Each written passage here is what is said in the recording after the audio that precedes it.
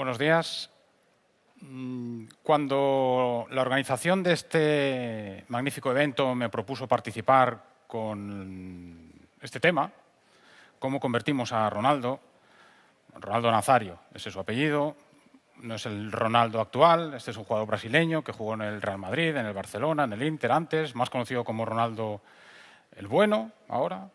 Algunos de sus detractores le llamaron Ronaldo el Gordo. De todas maneras es identificable de cualquiera de las fórmulas. Pensé, ¿de qué manera podemos vincular a un futbolista con el apasionante mundo del protocolo, la comunicación, el marketing? Y dije, no hay mejor protocolo que el protocolo social, el humanitario, ayudar a la gente. Ese es el gran protocolo. Y por lo tanto, digo, vamos a explicar el caso de lo que hicimos en su etapa de jugador del Real Madrid, posteriormente en el Milán, y en resumen en su relación con el mundo del fútbol y con las cuestiones humanitarias. Es la historia de un cuento que pretende transformar el mundo. Todos desde su punto de vista lo podemos hacer. Obviamente un futbolista de esta magnitud, que en el día en que me hizo la propuesta para colaborar con él, siendo su director de imagen, de comunicación, etcétera, me enseñó una revista del Washington Post en la que, según esa publicación, él era la tercera persona más conocida del mundo, por detrás del Papa, que entonces era el Papa Juan Pablo II, y de George Bush, que era presidente de los Estados Unidos. ¿Cómo manejamos la reputación de un personaje de estas características? Pues lo que hicimos fue pensar precisamente como personaje, no como deportista. Perdón. Un deportista tiene una carrera muy corta, 15 años. Normalmente un futbolista deja de trabajar cuando todos nosotros estamos en la élite de nuestro trabajo. Y en cambio, está trabajando en la élite de su trabajo cuando todos nosotros estamos prácticamente estudiando, con 17, 18 años. ¿De qué manera encajar lo que él podía hacer desde su punto de vista de futbolista en activo con lo que nos interesaba que hiciera después, más allá de lo que es su vida deportiva? La solución es fácil. Un deportista dura 15 años, un personaje dura, si todo va bien, 40 o 50 años más. Por lo tanto, ese era el camino que decidimos emprender para transformar a Ronaldo en esa especie de personalidad dentro y fuera del mundo del deporte. ¿Qué hicimos? Utilizar un método. Hay que emplear un método siempre, una estrategia. Aunque eso de la estrategia es una palabra muy altisonante, realmente cuando nos levantamos por la mañana, nos lavamos los dientes, nos duchamos y nos vestimos, estamos empleando una estrategia inconscientemente. También podemos levantarnos, vestirnos, ducharnos y lavarnos los dientes. Es otra, algo más incómoda, pero es otra estrategia. ¿Por qué vamos siempre por el mismo camino al trabajo o a la facultad o a ver a nuestra madre en su casa? Por lo que sea, porque nos gusta el camino, porque hay muchos árboles, porque tardo menos, porque no hay coches.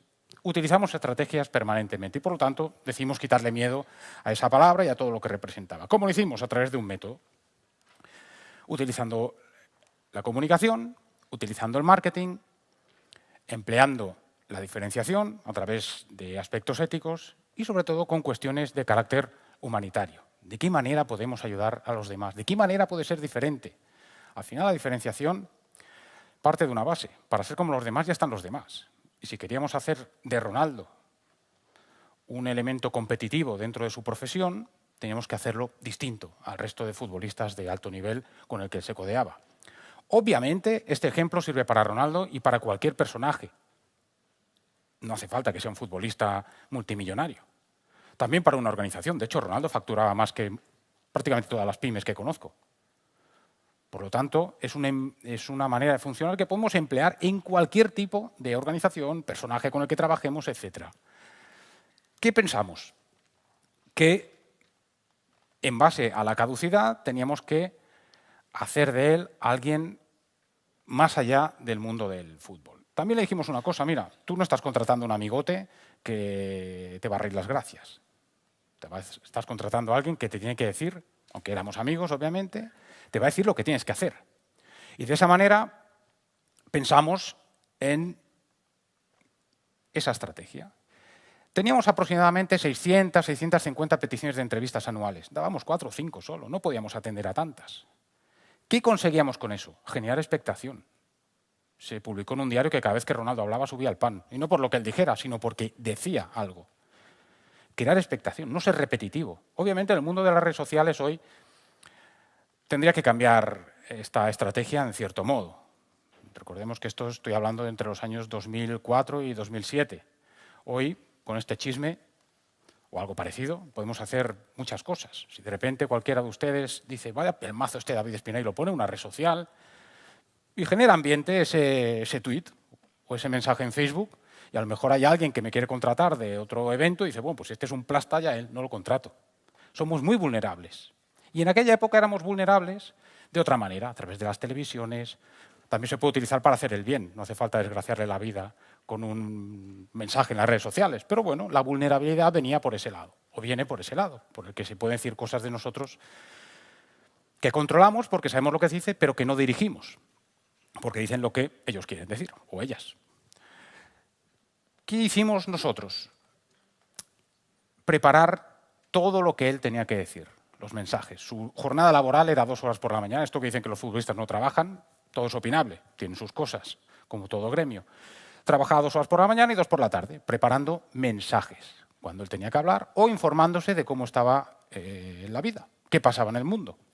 Al ser un atleta global, alguien cuyo punto de partida era ser unas 3 personas más conocidas del mundo, estar en ese podio increíble nos habilitaba para hacer muchas cosas. Intentar que este hombre no hiciera el ridículo cuando se le preguntara por la calle.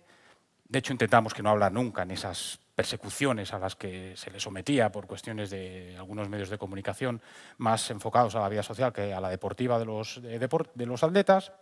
Y sobre todo dijimos que había que ser diferente en un aspecto humanitario. Los futbolistas son los futbolistas de alto nivel, gente con dinero, gente con mucho dinero.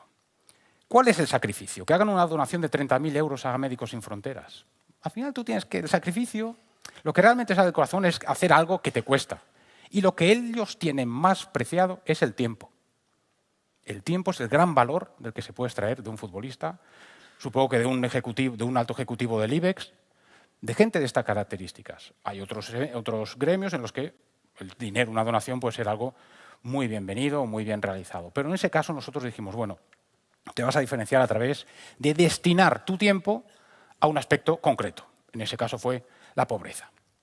Llega ante nosotros una propuesta de estas características y lo primero que hay que hacer cuando tenemos un encargo de este tipo es revisar los antecedentes. Ronaldo era un atleta global, tenía buena imagen, aunque había algún escándalo relativo a una fiesta que organizó, debo decir para mi descargo que yo entré a trabajar con él el año siguiente. Pero bueno, el caso es que esa era la realidad con la que nosotros tuvimos que enfrentarnos. Era alguien que en función de lo que dijera podía generar polémica. El mundo del fútbol es un mundo muy extremista hoy y hace 10 años, en el que los de un club no toleran ni esta de los del club rival, en el caso del Barcelona y del Real Madrid en especial, pero también hay otros clubes que tienen cierta rivalidad, no digamos enemistad, porque no es real la palabra ni tampoco es bonita. Y finalmente lo que hacíamos era entender que necesitábamos adeptos, gente que realmente fuera de Ronaldo, independientemente del club en el que jugara, de si era brasileño, ruso, rumano, chino, queríamos adeptos, gente que estuviera por él, por el mero hecho de que era alguien diferente, que ayudaba a los demás, que tenía un mensaje humanitario, un mensaje social. ¿Cómo transformamos muchas de las cosas que se produjeron en aquellos tiempos? Asociándonos a una gran organización como es Naciones Unidas. Ronaldo formó parte del Programa de Naciones Unidas para el Desarrollo, PNUD, que es una agencia de Naciones Unidas como UNICEF, como la UNESCO, como la FAO, una gran agencia destinada al desarrollo, porque él decidió dedicar su labor humanitaria a la pobreza, por lo que sea, porque viene de un país pobre, porque sufre al ver esas diferencias monetarias, sociales, culturales, etc. Pero sí que tuvimos claro que había que encarar toda la estrategia hacia un aspecto concreto. Si dices de repente, no, yo quiero acabar con las enfermedades. Es bien, es muy loable, está bien, pero tiene más encaje, por lo menos en aquella época, tiene más reconocimiento dedicarte a algo muy concreto. En este caso la pobreza, en el caso de las enfermedades pues puedes decir el cólera, o el SIDA, o el cáncer. independientemente de lo que puedas escoger. Pero sí que decidimos centrarnos, focalizar toda la actuación en un tema. Y como la agencia número 1 en cuestiones de pobreza era y es el PNUD, el programa del que estoy hablando, obviamente intentamos asociarnos a este programa. Lo conseguimos y un ejemplo de las cosas que nosotros hacíamos era que nunca podía tomar partido Ronaldo. Eso daba mucha notoriedad y lo demostramos en estas imágenes que estamos viendo en la presentación. Recibimos una propuesta de la Fundación Shimon Peres de Tel Aviv para ir a visitar un colegio en el que hacían un experimento, en aquella época era un experimento maravilloso, en el que jugaban niños y niñas judíos y árabes en el mismo club, las mismas escuelas de fútbol.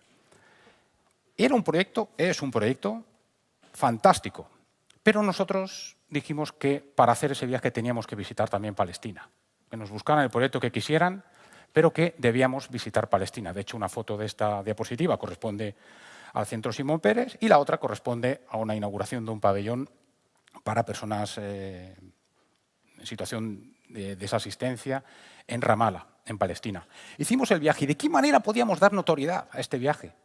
Invitamos a Juan José Millás. Juan José Millás, que el año siguiente fue Premio Planeta en España, escribía en el semanario del País una crónica semanal en la que pasaba 24 horas con alguien, lo que fuera. Nosotros lo subimos al avión, a él y a un fotógrafo del País, y nos acompañaron durante todo el viaje. Fue un viaje muy entretenido. Fuimos en avión privado porque era imposible encontrar combinaciones para Israel y volver después para entrenar, pero, y ese es uno de los cambios de Ronaldo respecto al resto, ese avión lo pagaba él, de su bolsillo. Él pagaba los gastos, él empleaba a una persona de su organización o de su estructura para organizar eventos en apoyo, en favor de Naciones Unidas, de este programa. Él tenía una buena relación con los medios de comunicación, con los trabajadores del club, con sus trabajadores. En resumen, intentamos que fuera alguien que hacía una especie de responsabilidad social corporativa, pero a modo individual. Como lo puede hacer una gran corporación o una pequeña y mediana empresa, lo hacía un individuo, un personaje en este caso. Nunca decíamos que sí a la primera. Queríamos estudiar todo lo que nos pasaba. De hecho, hubo conflicto porque ACNUR, la Agencia para los Refugiados, hizo una asociación con Nike, que era la marca que patrocinaba a Ronaldo. Esa fotografía es de esa campaña. Y a raíz de esa asociación reclamaron la ayuda de Ronaldo para una acción muy bonita, que era repartir en los campos de refugiados pelotas de goma, balones de goma. La pelota al final es algo a lo que puede jugar un niño y una niña.